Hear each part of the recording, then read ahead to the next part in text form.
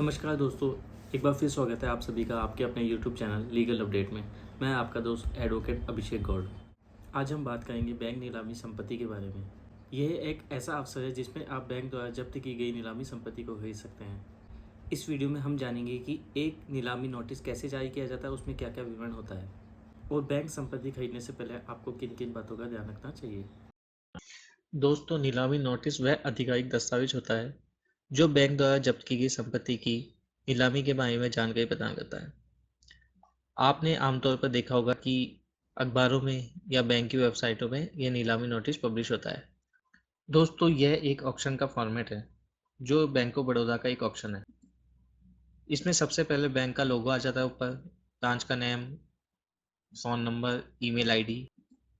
उसके बाद जो भी बोरोवर और गारंटर है या को बोरोवर है उनके नाम पते आ जाते हैं कि इनको अपन को ये नोटिस भेजना है, इसलिए इनका नाम ऊपर आ जाएगा। उसके बाद सब्जेक्ट लिखना होता है कि आपकी अचल संपत्ति को बेचने के लिए या चल संपत्ति को बेचने के लिए एक सेल नोटिस आपको भेजा जा रहा है।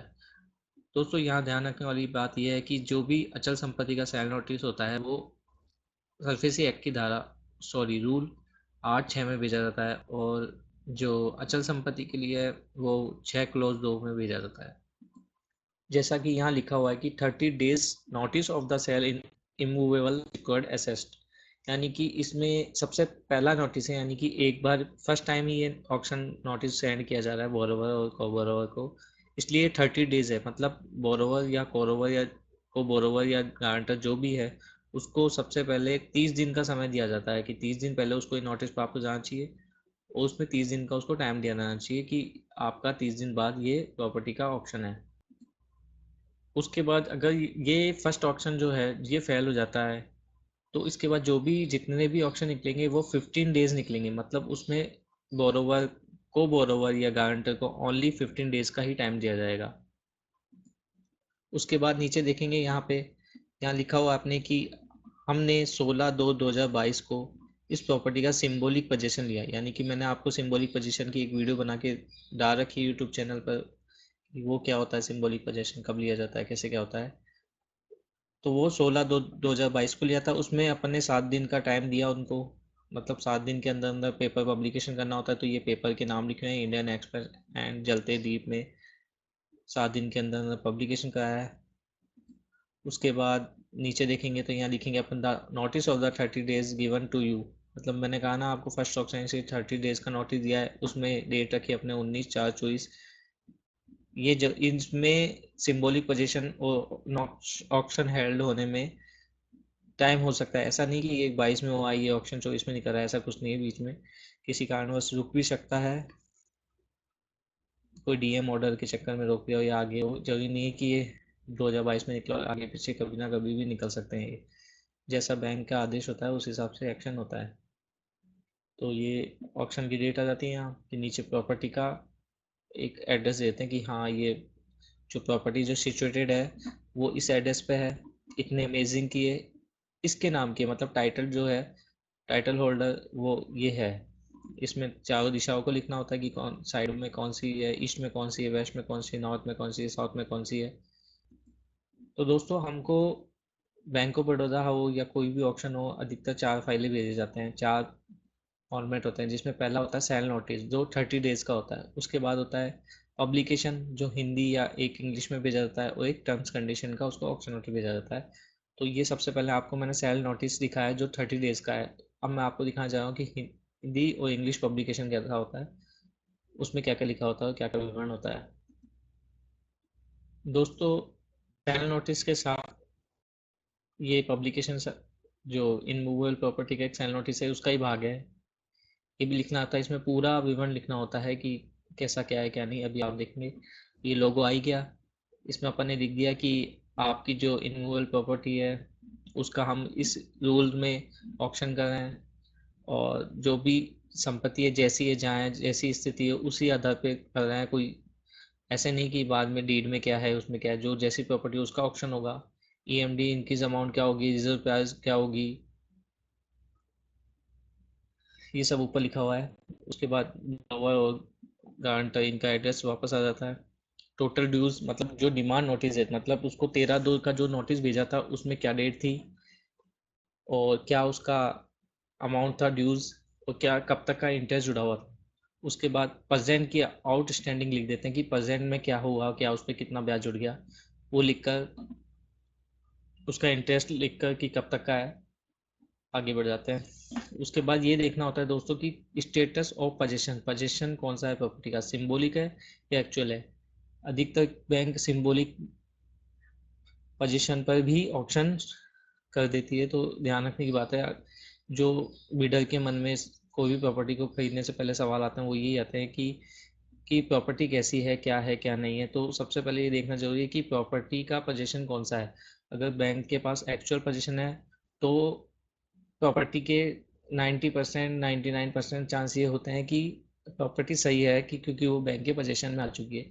सिंबॉलिक पोजीशन में 50-50 कन्फ्यूजन रहता है कि प्रॉपर्टी कैसी है क्या है, उसके लिए थोड़ी जांच पड़ताल अपन को करनी पड़ती है। तो ये इसमें अपना एक्चुअल पोजीशन था, मतलब भौतिक कब्जा था प्रॉपर्टी को। अगर खाली प्रॉपर्टी तो वैसे भी एक्चुअल पोजीशन मानेंगे, क्योंकि उसको कोई खाली करा के अपन पोजीशन में ले नहीं सकते कि पुलिस आप पर लेके जा रहे हैं, ताला लगा रहे हैं, क्योंकि गेट ही नहीं है, कहाँ ताला लगाएंगे।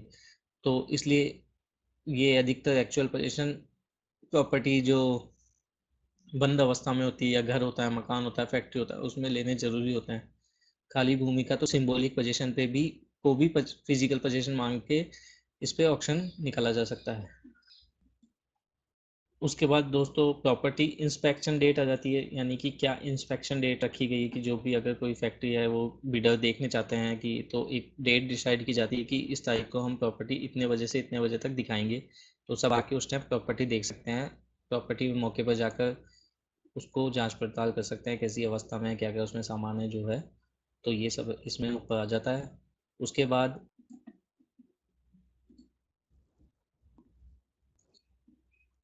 उसके बाद यहाँ पे प्रॉपर्टी का डिस्क्रिप्शन आ जाता है कि प्रॉपर्टी कैसी है, आवासीय है, रेजिडेंशियल है, वाणिज्य है या औद्योगिक है, कमर्शियल प्रॉपर्टी है, इंडस्ट्रियल प्रॉपर्टी है। उसका एड्रेस आ जाता है, मेजिंग आ जाती है, किसके नाम की प्रॉपर्टी है, चारों दिशाओं का नाम आ जाता है। और उसके सामने ही रिजर्व प्राइस, जो इस प्रॉपर्टी की जो रिजर्व प्राइस रखी हुई है, मतलब ये रिजर्व प्राइस बैंक के जो वैल्यूअर होते हैं उनके द्वारा डिसाइड की जाती है, उनके द्वारा उसको सर्च करके क्या डीएलसी है, क्या रेट है, मार्केट वैल्यू क्या है, रियलाइजेबल वैल्यू क्या है, उस हिसाब से इसकी रिजर्व प्राइस तय होती है। उसमें ईएमडी अमाउंट अपन 10% रखते हैं कि हाँ आपको जो भी ऑक्शन हो रहा है उससे पहले, जो ऑक्शन डेट है उसके पहले एक डेट डिसाइड रहती है कि उस तक या सेम डेट तक आपको 10% अमाउंट जमा कराना है, तब आप ऑक्शन में भाग ले सकते हैं। हालांकि आपको मैंने ऑक्शन की वीडियो बताई कि ऑक्शन पोर्टल ई विक्रय पे कैसे ऑक्शन होगा, तो ईएमडी कैसे जमा होगी। उसमें आप ऑक्शन हो रहा है, चल रहा है, तो उसके 1 घंटे पहले भी आप चाहे तो ईएमडी जमा करके आप ऑक्शन में पार्टिसिपेट कर सकते हैं। तो ये बिडिंग किस अमाउंट है, मतलब ये तय कर दिया कि 10,000, कम से कम 10,000 रुपये से ऊपर की बोली लगेगी। तो जो अपन साइट होती है, ईवी के साइट है, तो ये बैंक वाले साइट वालों को भेजते हैं कि हाँ आप हमारा ऑप्शन करवाएं, जिसमें वो फिक्स कर देते हैं कि हाँ 10,000 रुपये से सिस्टम में डाल देते हैं कि 10,000 रुपये से ऊपर ही बोली लगेगी, नीचे नहीं लग सकती, उसमें सिस्टम रहता है। या कहीं 5,000 को तो 5,000 फिक्स कर देंगे, 25,000 को 25,000 फिक्स कर देंगे, ऐसा ऐसा रहता है। साइड में डेट एंड टाइम आ जाता है कि किस तारीख को प्रॉपर्टी का ऑक्शन होने जा रहा है, उसमें समय लिखा रहता है कि क्या समय पे ऑक्शन होगा और कितना एक्सटेंशन होगा। अब एक एक्सटेंशन का एक सवाल था, ये सभी पूछते हैं एक्सटेंशन मतलब अपन ने लिख दिया जैसे 2 बजे से 5 बजे तक नीलामी रहेगी। यहाँ 2 पार्टिसिपेंट है, वो भाग ले रहे हैं, एक ने बोली लगा दी 6 बजे, 6 बजने में 1 मिनट कम थी, उसने बोली लगा दी। अब जैसे ही उसने बुलाई तो एक्सटेंशन 10 मिनट और बढ़ जाएगा, मतलब 6:10 हो जाएगा, टाइमिंग 6:09 हो जाएगा। फिर कोई लगा देगा 6:09 पे, फिर 10 मिनट और जुड़ जाएगा, तो वो 6:19 हो जाएगा। ऐसे एक्सटेंशन बढ़ता जाता है। ये होता है एक्सटेंशन। ये इसका मतलब ये नहीं होता कि अपन ने जैसे कोई बोली लगा दी 2 बजे और एक्सटेंशन 10 मिनट बाद ऑप्शन खत्म हो जाएगा, नहीं, वो 5 बजे तक तो चलेगा ही चलेगा। इसलिए पूरे ऑप्शन पर नजर रखनी पड़ती है ताकि कोई और भी डरा के आपके हाथ से प्रॉपर्टी ना ले जाए। तो ऐसा एक्सटेंशन बढ़ता है। और भी इस संबंध में कोई सवाल हो तो आप कमेंट करना, मैं आंसर देता ही हूँ सबका हैंड टू हैंड। ये ईएमडी डिपॉजिट पहले क्या ई आई बापी साइट चलती थी एमएसटीसी की, आजकल उस पर ऑप्शन हो ही नहीं रहे। तो उसमें क्या एक डेट डिसाइड कर देते अपन कि एक दिन पहले तक करा दो आप, इसलिए ये एक दिन पहले भी डाल देते थे। तो इसमें तो सेम डाली हुई मैंने, ताकि क्योंकि ये भी क्या पोर्टल है, इसमें तो सेम डे भी आप चाहे 1 घंटे पहले ही ऑप्शन कर रहे हो तो उसमें डाला जा सकता है। तो ये बैंक ऑफ बड़ौदा का ऑप्शन, तो इन्होंने खुद की साइट भी दी कि हाँ आप इस पे भी bankof.baroda.in पे भी अपना ऑप्शन सर्च कर सकते हो। और जो ऑप्शन पोर्टल ई बी पे, तो आप पता है ही आपको मैंने कैसे प्रॉपर्टी सर्च करना है, कैसे रजिस्ट्रेशन करना है, कैसे बिड लगानी है। ताकि एक वीडियो आने वाली 6 तारीख को, उसमें मैं बिड से जुड़े जितने भी सवाल हैं आप लोगों की, जो आप कमेंट करके पूछ रहे हो, उनको तो सॉल्व करूंगा ही। अगर आपके मन में और भी कोई क्वेश्चन है उनको पूछ सकते हो, ताकि जिस दिन बिड लगाओ तो आपको कोई कन्फ्यूजन नहीं है और आपके से प्रॉपर्टी में बिड लगाते टाइम कोई गलती ना हो। तो दोस्तों ये तो था इंग्लिश पब्लिकेशन। ऐसा ही सेम हिंदी का पब्लिकेशन रहता है, तो ये वो उसका फॉर्मेट है, सेम वही चीज़ें लिखी रहती है, वही जो मैंने बताया था आपको कि अचल या चल संपत्ति का विक्रय के बारे में लिखा रहता है, बैंक कौन सा है, कैसी अवस्था है जैसी है, जहाँ पे कुछ भी हो उसके आधार पर प्रॉपर्टी बेची जाएगी। नीचे आप देखेंगे तो अग्रिम धनराशि, बोलीवृद्धि राशि, ये सब लिखी रहेगी। यहाँ वही बोला हुआ इनके नाम एड्रेस आ जाते हैं। डिमांड नोटिस में जो जिस दिन 13/2 बेचा उसकी डेट आ जाती है, पैसे आ जाते हैं, कितने अमाउंट ड्यू था, कब तक ड्यू था, वर्तमान में क्या है, कितना ड्यू है, कितनी तारीख तक ड्यू है, ये आ जाता है। कब्जे की स्थिति आ जाती है, यहाँ पर लक्षित लिखा हुआ है, इसको वास्तविक भी बोल सकते हैं। ठीक है, कंस्ट्रक्टिव का परिलक्षित किया होगा, नहीं तो एक्चुअली रहता है, ये टाइपिंग मिस्टेक हो रहा है, इसको वास्तविक भी लिख सकते हैं। ये संपत्ति की निरीक्षण डेट आ गई, इंस्पेक्शन डेट आ गई, यहाँ वही प्रॉपर्टी का विवरण आ गया, ये प्रॉपर्टी का एड्रेस आ गया, और ये वही आरक्षित रिजर्व प्राइस आ गई कि इतने 14,93,000 का ये प्लॉट है, इसकी ईएमडी इतनी जमा होगी, मतलब आपको भाग लेने के लिए इतने अमाउंट तो पहले जमा करना पड़ेगा 10%। और ये उस ऑप्शन डेट आ गई, टाइमिंग आ गया, समय अवधि आ गई, वो एक्सटेंशन टाइम बताया था मैंने वो आ गया, ये बैंक की साइट आ गई, ईबी के पोर्टल की साइट आ गई कि आप इस पर भी चेक कर सकते हैं। उसके बाद दोस्तों एक टर्म्स कंडीशन का जाता है कि कैसे आपको, क्या तो ऑप्शन है और कैसे आपको उसमें पार्टिसिपेट करना है, तो सब बताना पड़ता है। ऐसे नहीं कि अपन ऑप्शन भेज दिए बस कि हाँ ऑप्शन है बस, क्योंकि बिडर और जिसकी प्रॉपर्टी जा रही है उसको हर चीज़ का नॉलेज होना चाहिए कि कौन सी तो साइट पे निकल रहा है आपका ऑप्शन और कैसे कैसे उसमें पार्टिसिपेट किया जाएगा। तो मैं आपको ऑप्शन नोटिस भी दिखा देता हूँ। तो दोस्तों ये है टर्म्स एंड कंडीशन, इसमें वही लोगो आ गया, लोगो सब पेज पे रहता है, ये लिखा होगा terms condition for sale of asset of throw online e option under surface act 2002। इसमें ऊपर भी डाल दिया कि जो बिड सबमिशन की लास्ट डेट है वो कितनी होगी, क्या टाइम होगा। ये चीज़ वही का वो सेम लिखा हो जाता है कि आपकी प्रॉपर्टी का ऑप्शन है जो इनमूवेबल है या मूवेबल है, मतलब चल है या प्लाट है या मशीन है या वाहन है, जो भी है। यहाँ बोरोवर का नाम एड्रेस आ जाता है, वही नीचे डिमांड नोटिस डेट बताई दी आपको मैंने, वही पोजीशन की स्थिति कंस्ट्रक्टिव है या फिजिकल होना चाहिए था, फिजिकल या एक्चुअल। इंस्पेक्शन डेट आ जाती है, वही प्रॉपर्टी का एड्रेस आ जाता है, विवरण आता है कि कैसी प्रॉपर्टी, क्या प्रॉपर्टी कौन सी है, क्या है, किसके नाम की है, क्या दिशाएं हैं, क्या अमेजिंग है, रिजर्व प्राइस कितनी है, ये बताई दिया मैंने आपको। सेम ये पहला पेज तो वही रहता है, उसके बाद टर्म्स कंडीशन स्टार्ट हो जाती है। तो ये टर्म्स कंडीशन स्टार्ट हो गई, तो इसमें पॉइंट है काफ़ी, वो आप वैसे पढ़ लेना, मैं थोड़ा थोड़ा बता देता हूँ आपको। इसमें लिखा है जो आपका ऑप्शन हो रहा है वो ईबी के साइड से हो रहा है, मैंने आपको बताया था। और जो 10 मिनट का टाइम एक्सटेंशन रहेगा इसमें, तो जो बायर है वो इस लिंक पर क्लिक करके अपना रजिस्ट्रेशन करके प्रॉपर्टी को भी खरीद सकते हैं। आपको उसके बाद जो बिडर रजिस्ट्रेशन का मैंने प्रोसेस दिखाया है आपको, सेम वही का वो लिखा हुआ है इसमें कि केवाईसी वेरीफाई करनी होगी आपको। उसके बाद ईएमडी का पेमेंट करना पड़ेगा। उसके बाद जो प्रॉपर्टी आप खरीद रहे हो मेंशन करनी है, उसकी प्रॉपर्टी आईडी डाल के आपको उसको अपने फेवरेट में करके या फिर उसको उस पर भाग लेने के लिए उस पर क्लिक करना पड़ेगा। अगर आपको कोई दिक्कत है कि हाँ कुछ समझ नहीं आ रहा, प्रॉपर्टी लिस्टिंग नहीं हो रही, प्रॉपर्टी दिख नहीं रही है, कोई बात है, तो इस नंबर पे या इस साइट पे मेल करके भी उनसे अपने क्यूरीज पूछ सकते हैं। उसके बाद रजिस्ट्रेशन करके लॉगिन करना है। ठीक है, यही वही बात है कि ऑक्शन प्रॉपर्टी के रिगार्डिंग कोई क्यूरीज है तो बीडर जो भी है कांटेक्ट कर सकता है। फिर उसके बाद लिखा हुआ है आपको रजिस्ट्रेशन के लिए ईमेल आईडी और फ़ोन नंबर की ज़रूरत है। मैंने बताया था आपको, उसमें सब लिखा हुआ वीडियो में देखेंगे तो आपको सब पता चलेगा कि एक बिड लगाने के लिए प्रॉपर्टी में या एक ईवी के साइबर ऑक्शन प्रॉपर्टी खरीदने के लिए आपको कैसे रजिस्ट्रेशन करना है। उसके बाद आपको अपलोड रिक्वायर्ड, मतलब जो भी आपको जरूरत की केवाईसी है वो उसको डॉक्यूमेंट को अपलोड करना है। ईएमडी पे करनी है, चालान जनरेट कर सकते हो या वैसे डायरेक्ट कर सकते हो, मैंने आपको सब बता रखा है।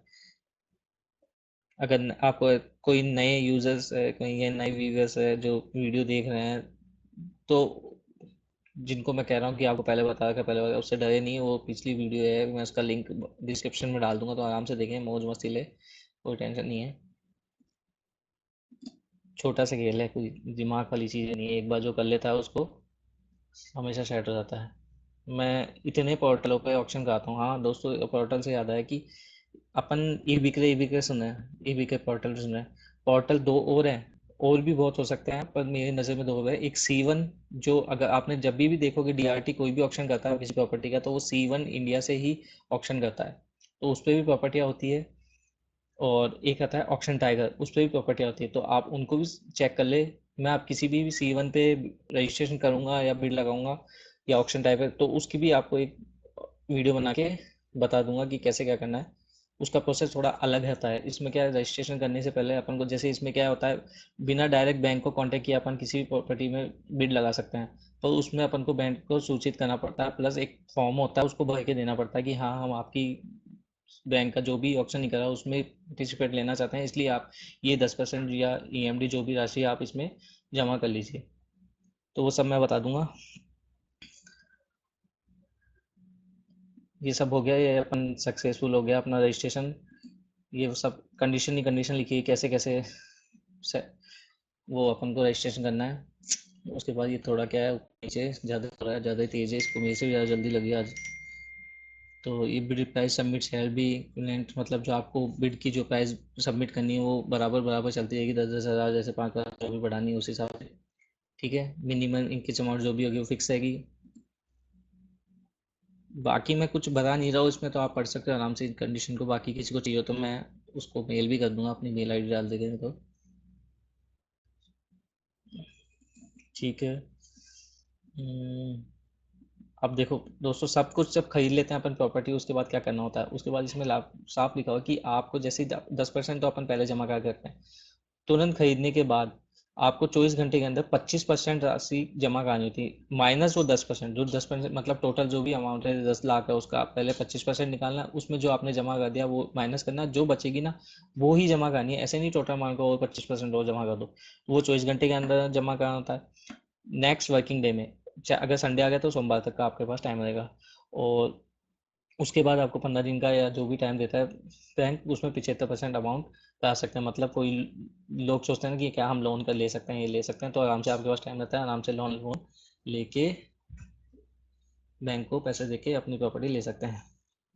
उसके बाद बैंक एक सेल सर्टिफिकेट जारी करता है कि हाँ हाँ आपका वो हो गया, सारे पैसे जमा हो गए, ठीक है, तो आपकी रजिस्ट्री करा देते हैं। तो रजिस्ट्रार के पास जाके उसका मैं आपको बता दूंगा कैसे रजिस्ट्रेशन होता है, क्या क्या डॉक्यूमेंट चाहिए होते हैं, कैसा दिखता है। मतलब एक रजिस्ट्री होती है वैसे ही एक शेयर सर्टिफिकेट रजिस्टर होता है, क्योंकि कुछ ऐसे जगह हैं जहाँ पर रजिस्ट्रार ही नहीं समझते कि कैसे क्या बैंक ऑप्शन क्या हो गया, ये कैसे रजिस्ट्रेशन करना है। तो ये वीडियो भी उसके लिए काम करेगी आगे, जब मैं रजिस्ट्रेशन की वीडियो बनाऊंगा। और वो फॉर्मेट भी किसी को चाहिए होगा तो मैं रजिस्ट्रेशन का फॉर्मेट दे दूंगा कि बैंक सर्टिफिकेट कैसे रजिस्टर होता है, कैसा दिखता है, कैसे मोहर लगती है, कैसे साइन लगती है, कैसे कहाँ का फ़ोटो चिपकती है, जो भी है मैं सब बता दूंगा वो। ऐसे करके एक शेयर सर्टिफिकेट जारी होता है।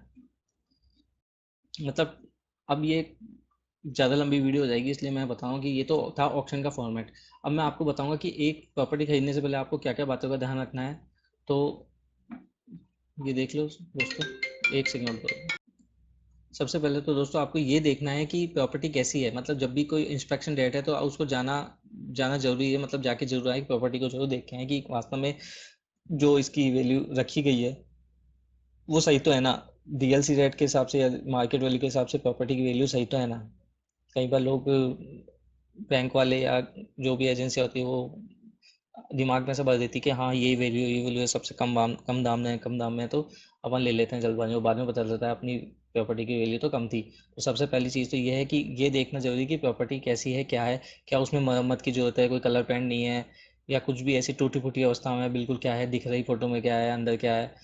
तो ये सबसे पहली चीज़ तो आपको ये देखनी ज़रूरी है। दूसरी सब महत्वपूर्ण चीज़ ये है कि आपको ये देखना है कि वास्तव में उस पे कोई केस तो नहीं चल रहा, कोई डीआरटी का केस नहीं चल रहा है, या कोई सिविल दावा नहीं चल रहा, कोई भी ऐसी चीज़ नहीं चल रही हो जो आपको बाद में फेस करनी पड़े, या बाद में भी आपको आपका ऑप्शन कैंसिल करके आपका सेल सर्टिफिकेट कैंसिल करके उसको वापस देनी पड़ जाए। तो ये सब देखना पड़ेगा इसलिए। और और आजकल क्या होता है, कई फर्जीवाड़े चलते हैं, एक ही प्रॉपर्टी को दो दो तीन तीन बैंकों में बंधक रख देते हैं। तो ये भी, इस बात की भी जानकारी ले, बैंक से संपर्क में रहे, बैंक से सारे प्रॉपर्टी के पेपर देखे, जिस भी बैंक से आप ले रहे हो क्या उसके पास वास्तव में बैंक के ओरिजिनल पेपर बंधक है। सब चीज़ देखनी जरूरी है, इन चीज़ों का ध्यान रखें। और जल्दी इसलिए बोल रहा हूँ ताकि जल्दी ज़्यादा वीडियो बड़ी नहीं हो, लोग देखते ही नहीं, इतनी 20-20 मिनट की वीडियो हो जाती है इसलिए। पर मैं बहुत काम की चीज़ बता रहा हूँ आपको, फॉर्मेट और दिखा रहा हूँ, कोई नहीं दिखाएगा आपको फॉर्मेट क्या होता है। कई लोग जानते हैं कि क्योंकि कई लोग भेजते हैं, कई लोगों को मिलता है, कहीं जानते ही नहीं है, कई लोग सीख रहे हैं कि क्या काम होता है, तो पहले ही देख लें। इजी मेथड और क्या है, तो ये का ये कॉपी पेस्ट मार के अपना भी खुद का ऑप्शन जारी कर सकते हैं। तो ये तो ध्यान रखने की बातें हैं, और भी आप लोगों को दिखा में आ सकती है कि हाँ वास्तव में अपन को क्या क्या करना चाहिए प्रॉपर्टी देखने की। मेन बातें तो ये है कि प्रॉपर्टी जरूर देख के आए कि क्या है, कैसी अवस्था में है, जो है जैसी के मतलब और प्रॉपर्टी के पेपर देख के आओ। बैंक वाले आपको देखने से मना नहीं कर सकते कि हाँ हम तो नहीं दिखाएंगे, अब अभी टाइम नहीं है, कल आना वो आना। नहीं तो आप उससे बैंक से ऊपर हेड वाले ऑफिसों में जाके उनकी कंप्लेन कर सकते हैं कि हमको प्रॉपर्टी का ऑक्शन में खरीदनी है, और ये प्रॉपर्टी इसको दिखाने से मना कर रहा है। तो बेझिझक जाके प्रॉपर्टी के पेपर देखें, सब चीज़ देखें कि कोई लोन नहीं है, कोई केस भी नहीं चल रहा, और लिखित में ले कि वास्तव में कोई केस नहीं चल रहा। केस पे कई बार डीआरटी में केस चलता रहता है, बैंक ऑक्शन पे ऑक्शन निकालता रहता है, क्योंकि उस पर बैंक डीआरटी को स्टे नहीं देता, या कोई कंडीशन स्टे दे रखा होगा, वो फेल हो जाता है। और तो भी कुछ ना कुछ में ऑक्शन चलता रहता है, इसलिए इस चीज़ का ध्यान रखें। और और एक महत्वपूर्ण बात और ये है कि कई बार ये, जैसे इसमें तो फिजिकल पोजीशन है, कई बार सिंबॉलिक पोजीशन होता है, तो उसमें बैंक का फिजिकल पोजीशन नहीं होता, मतलब बैंक का कब्जा नहीं होता। तो ध्यान रखें कि कभी भी आप प्रॉपर्टी, अगर कोई घर वर खरीद रहे हो, तो उस पर बैंक का फिजिकल पोजीशन होना चाहिए। अगर नहीं है तो पहले आप बैंक से ले कि हाँ अगर हम इसको खरीद लेते हैं तो आप खुद के खर्चे पे हमको ये प्रॉपर्टी खाली करके दिलाएंगे, खुद का पोजीशन लेके हमको सपोर्ट करेंगे, हमारा कब्जा दिलाएंगे। और ये काम भी जल्दी हो जाना चाहिए। कई बार बैंक ये करने में बहुत टाइम लगा देता है, आपके पैसे अटके रहते हैं, 2-2 साल तक आपकी प्रॉपर्टी, आपके सेल सर्टिफिकेट जारी नहीं होता। तो ये सब चीज़ लिखत में लेके रहे। तो ये महत्वपूर्ण बातें बताई मैंने आपको, एक ऑप्शन खरीदने से पहले या ऑप्शन में भाग लेने से पहले या कोई प्रॉपर्टी खरीदने से पहले ये बातें देखनी जरूरी है। और भी आपके मन में कोई डाउट हो कमेंट करें, मैं आंसर दूंगा। अगर आपको वास्तव में ये वीडियो पसंद आ रही है तो सब्सक्राइब करें चैनल को, या वो वीडियो को लाइक करें। मैं देखता हूँ थोड़े थोड़े व्यू आ रहे हैं, लोग मेरी कई वीडियो है 500 व्यूज़ है उस पर दो ही लाइक नहीं है उस पर। तो फिर आगे क्या, ज्ञान देने में मज़ा नहीं आता। और फ्री का ज्ञान है, फ्री का ज्ञान तो अच्छी चीज़ है, 2 मिनट लेके बैठोगे ज़िंदगी भर लाइफ सेट हो जाएगी।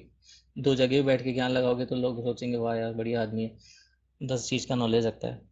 तो दोस्तों उम्मीद है इस वीडियो में आपको काफ़ी कुछ जानने को मिला होगा, नीलामी के बारे में पूरी जानकारी मिली होगी। अगर मन में कोई भी सवाल है निसंकोच कमेंट करें, और वीडियो पसंद आए तो चैनल को लाइक करें, सब्सक्राइब करें।